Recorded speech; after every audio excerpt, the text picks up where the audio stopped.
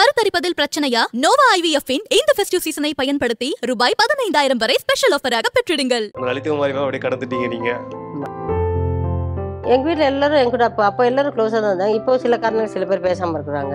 அது அவங்களுக்கு தெரியும், எதுக்குன்னு அவங்களுக்கு தெரியும். சின்ன தங்கச்சிக்கு வந்து நகையெல்லாம் வச்சுட்டு கல்யாண செலவுக்குன்னு சொல்லிட்டு வச்சுட்டு அதுக்கப்புறம் தான் கல்யாணம் பண்ணேன். இல்லைன்னா எனக்கு 2வது கல்யாணமே ஆயிருக்காது.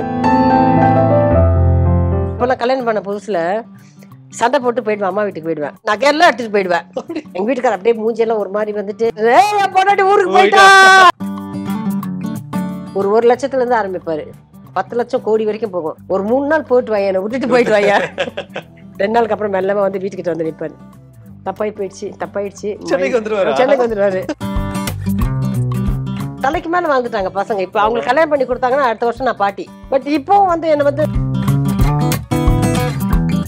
சாந்தி, நான் ஒன்ன விட்டு ரொம்ப நல்லா பண்ண தெரியுமா, நீ நல்லாவே பண்ணப்போ நான் ரொம்ப அழகா பண்ண தெரியுமா அப்படின்வாங்க. நான் சொன்னேன், ஆமாம் நீங்க சூப்பரா பண்ண.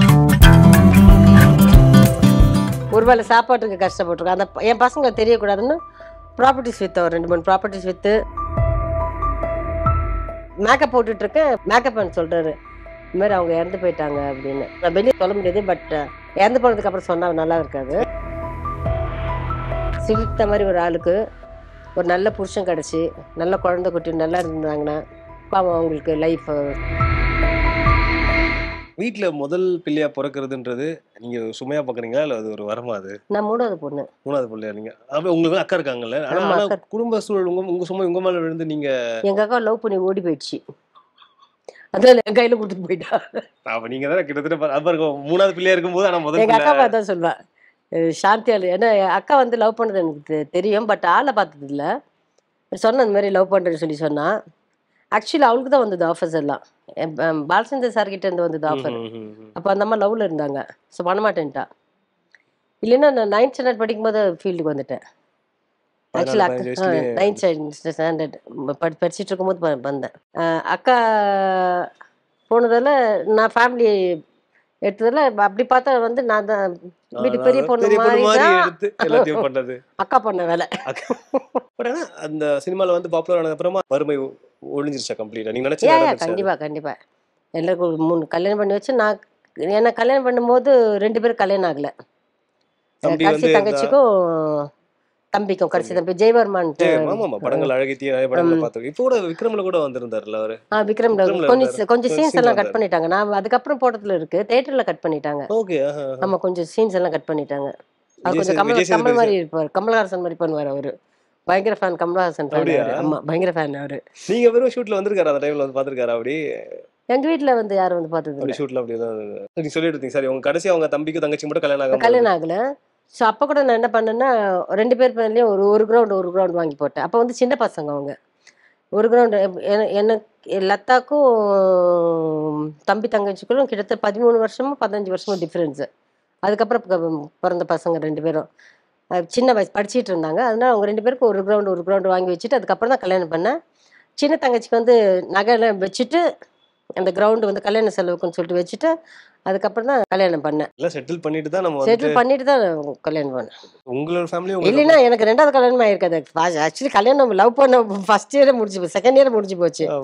வெளியே சொல்றதுக்கு வந்து இந்த 5 இயர்ஸ் 6 இயர்ஸ் இந்த கேப் கமிட்மெண்ட் இருந்துச்சு. ஓடிட்டே இருந்தது. எப்படி இருந்தது கண்டினியூஸா ஒரு 15 வருஷம் அந்த மாதிரி பேக் டு பேக் படங்கள் அப்படின்றது? உங்களுக்கு ரெஸ்ட் தேவைப்பட்டிருக்கு 96க்கு அப்புறமா போதும்? இல்ல, எனக்கு வந்து நான் வந்து இதை கஷ்டமா நினைச்சு நான் நடிக்க வரல. எனக்கு மைண்ட்ல ஒன்று இருந்தது, என் ஃபேமிலி செட்டில் பண்ணணும், அதுக்காக தான் வந்தேன். பட் அது இல்லாமல் வந்து எனக்கு கெட்ட அனுபவங்கள் எதுவும் கிடைக்கல. அப்பாவுக்கு நல்ல பேர் இருந்ததால கெட்ட அனுபவங்கள், டு பி ஃப்ராங்க், கெட்ட அனுபவங்கள் கிடைக்கல. அது இல்லாமல் நான் ஒரு ஆம்பளை மாதிரி தான். ஒரு 2 நாளுக்கு ஒரு ஹீரோயினா அதே முகத்தை பார்த்துட்டு இருக்கணும். நான் ஒரு 2 days 3 days சாங் மாறிட்டே இருப்பேன், டான்ஸ் மாஸ்டர்ஸ் மாறிட்டே இருப்பாங்க, லொக்கேஷன்ஸ் மாறிட்டே இருக்கும், ட்ரெஸ் மாறிட்டே இருக்கும், ஆட்கள் மாறிட்டே இருப்பாங்க, யூனிட் மொத்தம் எல்லாமே சேஞ்சஸ் இருக்கும்ல. ஸோ அப்படி ஓடிட்டே இருந்ததுனால பெருசா ஒன்றும் தெரியல. உங்களுக்கு பின்ன வந்து உங்களோட தங்கச்சி தம்பி வந்து நடிக்க வந்து இப்போ லலிதகுமாரி அவர்களாகட்டும், உங்க தம்பியுமே படங்கள் நடிச்சிருக்காரு. அவர் அழகேத்திய நாம் அப்போ பார்த்துருக்கோம் நம்ம. ஸோ அவங்களோட பாண்டிங் உங்களுக்கு எப்படி இருக்கு அவங்களோட? எங்க வீட்டில் எல்லாரும் என் கூட அப்போ எல்லாரும் க்ளோஸாக தான் இருந்தாங்க. இப்போ சில காரணங்கள் சில பேர் பேசாமல் இருக்கிறாங்க. அது அவங்களுக்கு தெரியும், எதுக்குன்னு அவங்களுக்கு தெரியும். ஜெயராம் வரலன்னா ஜெயராமுக்கு வந்து எனக்கு தெரியல, அவன் நல்லா ஆக்ட் பண்ணுறான். அவனுக்கு இன்னும் டைம் வரலன்னு நினைக்கிறேன். அவனுக்கு நல்ல சான்சஸ் வரும்போது சரியா ஒத்துக்கல, அவன் கமிட் ஆகல. அந்த வாய்ப்புகளை சரியா அந்த வாய்ப்பு சரியா யூஸ் பண்ணிக்கல. இப்போ ஃபீல் பண்றான். இப்போ எந்த கேரக்டர் வந்தாலும் நல்ல கேரக்டர்ஸ் வந்தா பண்றேன்னு இருக்கான். வரும் ஷைன் பண்ணுவான். லலிதகுமாரி மேம் அப்படியே கடந்துட்டீங்க நீங்க. ஆமா. இப்போ சினிமாவில் ஆக்டிவா நீங்க இல்ல இருந்த ப்ராப்பர்ட்டிஸை மெயின்டைன் பண்ணி கரெக்டாக நம்ம அதை வந்து ஏன்னா இப்போ மல்டிப்ளை பண்ணுறது ரொம்ப ரொம்ப முக்கியம். பணத்தை வந்து நம்ம பாதுகாத்து கரெக்டாக அதை வந்து பெருக்கிறது ரொம்ப முக்கியம். ஸோ மணி மேனேஜ்மெண்ட் எப்படி நீங்க பண்றீங்க இப்போ? பாவா நிஜமா சொன்னா, பாவா இறந்து போனப்போ ஒரு 15 லட்சமோ என்னமோ இருந்துச்சுன்னு நினைக்கிறேன் பேங்க்ல. அது கூட எங்களுக்கு சாப்பாட்டுக்கு வீட்டில் வேலைக்காரங்க, டிரைவரு, செக்யூரிட்டி, இது மொத்தம் எல்லாம் பார்க்கணும் தெரியும். எவ்வளோ எத்தனை மாதம் வந்திருக்கோன்னு. நான் என்ன பண்ணேன், ஒரு 2-3 இடத்த விற்றுட்டேன். நான் பசங்களுக்கு வந்து அந்த அந்த இதுலேருந்து இறக்கிறதுக்கு நான் விருப்பப்படல. ஃபியூச்சர் பார்த்துக்கலாம். நீங்க பட்ட கஷ்டத்தை படக்கூடாது அப்படின்னு நீங்க ஆமா, நான் சின்ன வயசுல பட்ட கஷ்டம். ஏன்னா நாங்களும் அந்த லெவல்ல இருந்துட்டு அதுக்கப்புறமா ஒருவேளை சாப்பாட்டுக்கு கஷ்டப்பட்டிருக்கோம். அந்த என் பசங்க தெரியக்கூடாதுன்னு ப்ராப்பர்ட்டிஸ் விற்றோம். 2-3 ப்ராப்பர்ட்டிஸ் விற்று இது பண்ணிட்டு அதுக்கப்புறம் இந்த ரோடு வைனிங்கில் 1.5 கோடி என்னமோ போட்டாங்க. 135, 140 வரையும் போட்டாங்க.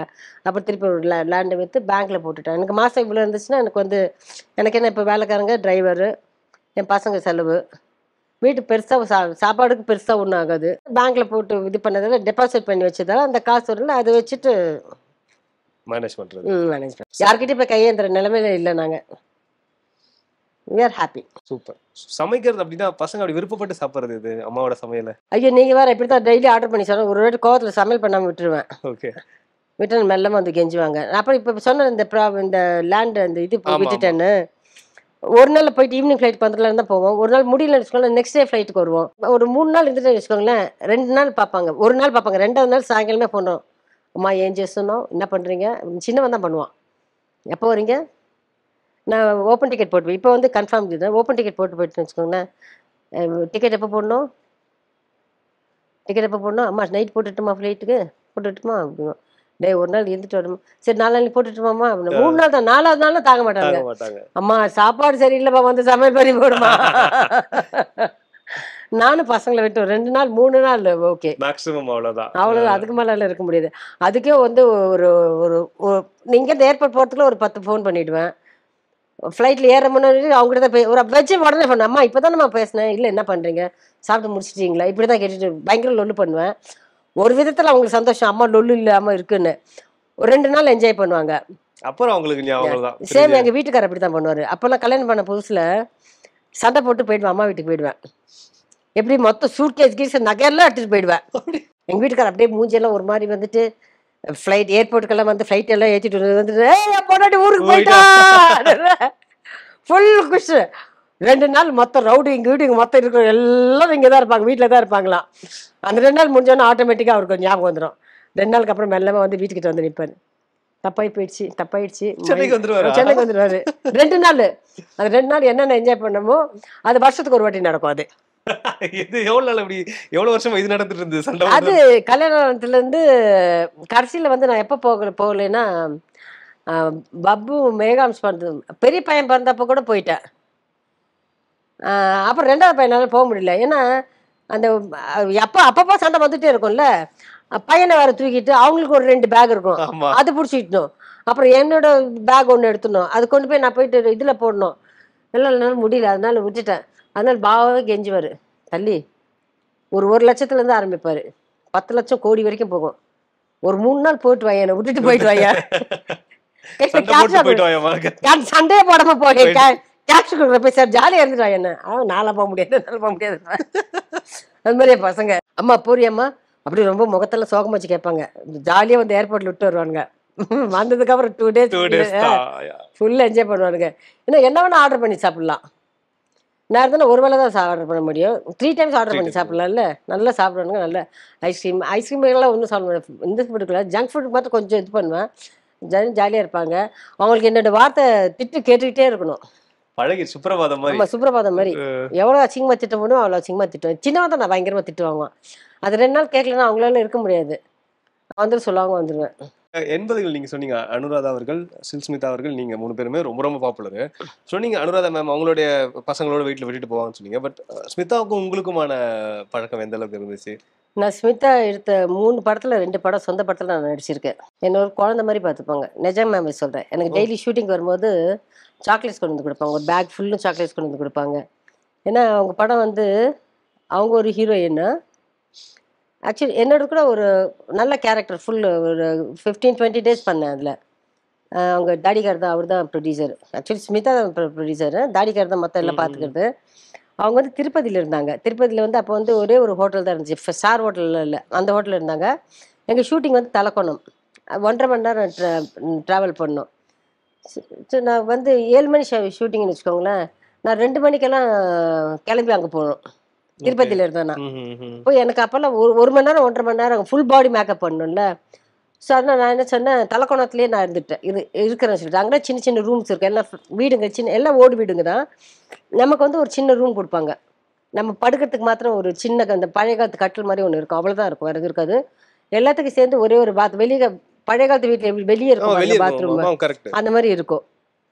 நான் என்ன பண்ணிட்டேன், 15 நாள் இருந்தால் நான் டெய்லி ட்ராவல் பண்ணிட்டு வந்துட்டு போனேன்னு வச்சுக்கோங்களேன். நான் ஆல்ரெடி எப்போவுமே சாதாரண 2 ஷூட்டிங் 3 ஷூட்டிங் பண்ணுறவன். எனக்கு தூக்கத்துக்கு வந்து ரொம்ப ஆசைப்படுவேன். அப்போ தூங்குறதுக்குன்னா ரொம்ப ஆசைப்படுவேன். ஸோ நான் என்ன சொல்லிட்டேன், நான் தலக்கோணத்துலேயே தங்கிடுறேன். நான் இது வரைக்கும் அவங்கள அக்கான்னு கூப்பிட்டதில்ல, மேடம் கூப்பிட்டதில்ல. என்னன்னு சொல்லி கூப்பிடுங்க? வாங்க போங்க பேசுவேன், வாங்க போங்கன்னு பேசுவேன். நான் அக்கானாலும் கூப்பிட்டதில்ல, மேடம்னு கூப்பிட்டதில்ல. ஸோ அங்கேயே தங்கிடுவேன். எனக்கு அவங்களுக்கு நிறைய ஏஜ் டிஃப்ரென்ஸ் இருக்கு. ஆமா, ஒரு 5-6 வயசு பெரியவங்கல்ல உங்களுக்கு? அதோட ஜாஸ்தி இருக்கும், ஜாஸ்தி இருக்கும். அவங்க பீக்ல இருந்துட்டு அவங்க போனதுக்கு அப்புறம் அனுராதா வந்துட்டு, அனுராதா போனதுக்கு அப்புறம் நான் வந்தேன். அவங்க கம்பேக் ஆனாங்க ஸ்மிதா. ஆக்சுவலி ஸ்மிதா போயிட்டு அனுராதா இது பண்ணும்போது திருப்பி நான் வந்ததுக்கு அப்புறம் திருப்பி கம்பேக் வந்தாங்க ஸ்மிதா. அவங்க நடுவில் ஒண்ணுமே இல்லை, அதுக்கப்புறம் கம்பேக் வந்தாங்க. ஸோ வந்து அவங்க என்ன பண்ணுவாங்க, சாப்பாடு வந்து கம்பெனி சாப்பாடு தான். அந்த ஊர்ல வந்து சின்ன சின்ன இந்த பொட்டி கடைங்க இருக்கும் தெரியுங்களா, அந்த முறுக்கு, வேர்க்கலை உருண்டை, பொரி உருண்டை, அப்புறம் சாயங்காலம் அந்த கிழங்கு பேக் வச்சுப்பாங்க. மொத்தமாக ஒரு 30-40 ஃபேமிலி தான் இருக்கும். எல்லாமே வந்து ஓடு, பெரிய வீடுனா ஓடு வீடு இல்லை, எல்லாமே குடிசை தான் அந்த தலக்கோணத்துக்குள்ள. அவங்க அங்கேருந்து எனக்கு சாக்லேட் ஒரு பேக், டெய்லி பேக் கொண்டு வந்து கொடுப்பாங்க. சாக்லேட் பழக்கம் அப்போ இருந்தே அப்போயே ஃபாரின் சாக்லேட்ஸ் கொண்டு வந்து கொடுப்பாங்க எனக்கு. அப்புறம் ஃப்ரூட்ஸ் கொண்டு வந்து கொடுப்பாங்க. ஸோ அதுக்கப்புறம் வந்து இன்னொரு படம் எடுத்தாங்க, அந்த படத்துலையும் பண்ணேன், அந்த படமும் பண்ணேன். அதுக்கப்புறம் வந்து நானும் ஸ்மிதா வந்து 2 பேருமே தமிழ் படத்தை கூட மன்சூர் அலிகான் ஒரு படம் எடுத்தான். அது நாங்கள் 2 பேரும் ஒரு போட்டி சாங் ஒன்று பண்ணியிருப்போம். அது எப்படி தெரியுமா அவங்க பேசுவாங்க, சாந்தி நான் ஒன்றை விட்டு ரொம்ப நல்லா பண்ணேன் தெரியுமா, நீ நல்லாவே பண்ணப்போ நான் ரொம்ப அழகாக பண்ண தெரியுமா அப்படின்வாங்க. நான் சொன்னேன், ஆமாம் நீங்கள் சூப்பராக பண்ணீங்க, சூப்பராக பண்ணீங்க அப்படின்னு. அவங்களுக்கு வந்து அவங்க மேலே ஒரு தன்னம்பிக்கை. பட் நிஜமாவே வந்து அவங்களுக்கு டான்ஸ் வராது, அது எல்லாருக்குமே தெரியும்.